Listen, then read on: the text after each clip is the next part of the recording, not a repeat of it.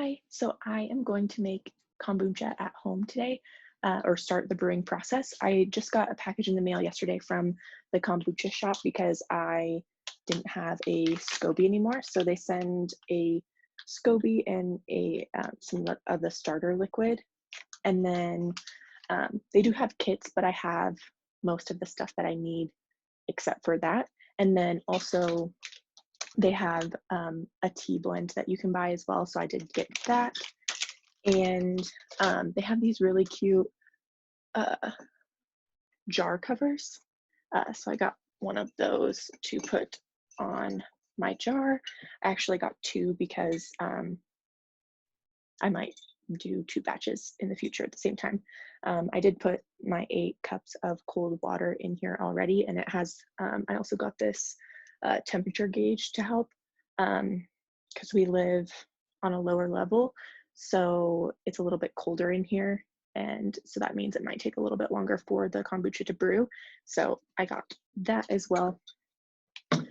I have 4 cups of water on the stovetop already heating up to boil, and then we'll put the tea in there, and I have a cup of sugar ready to put in as well. And this is the tea. It comes not in a bag, but you need 3 tablespoons. So I put the 3 tablespoons in here. I have a reusable tea bag, so I'll just put it in here for when the water is boiling. And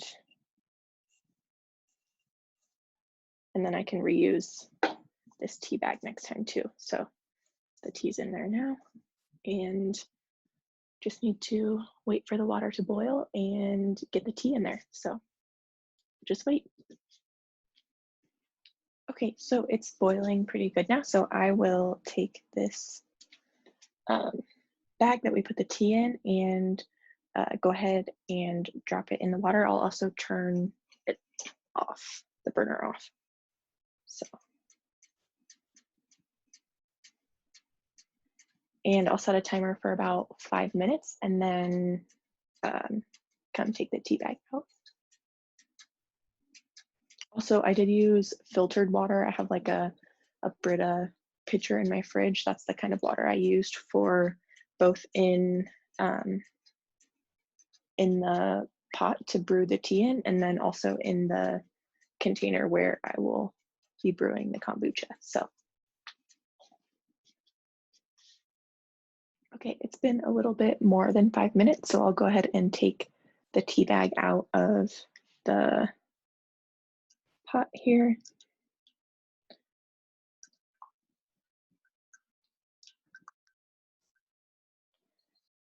And it is a reusable bag, so I'll just dump out the tea that's in there and rinse the bag and use it again next time.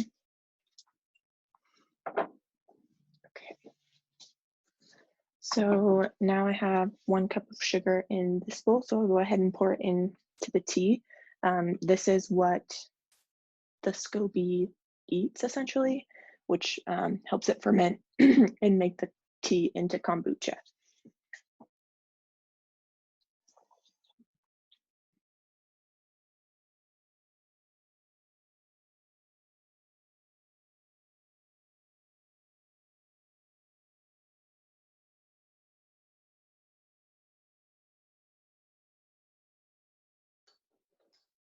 Okay, so the sugar is all dissolved into the tea, so we can go ahead and start pouring it into this water that's in here. Again, it's filtered water. And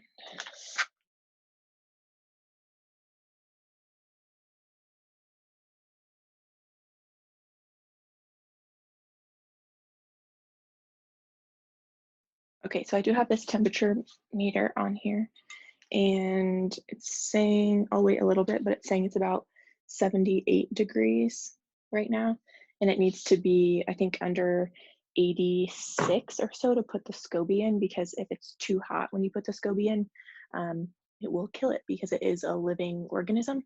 So I'll just wait a little bit to make sure this is regulating correctly, and then we'll add it in.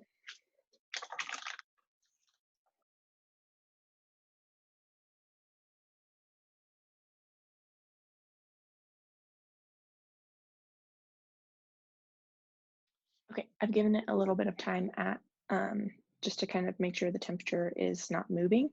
And it looks like it's still staying at 78. So we'll go ahead and um, open this and pour the SCOBY in.